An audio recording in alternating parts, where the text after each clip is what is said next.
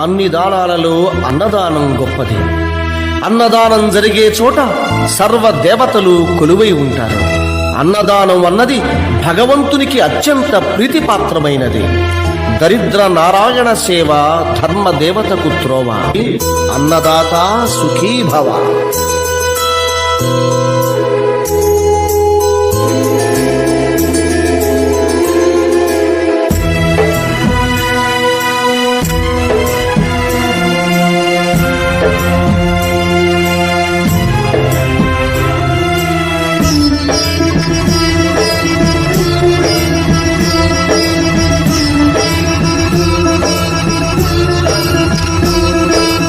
అన్నదానం అన్నదానం అన్నదానం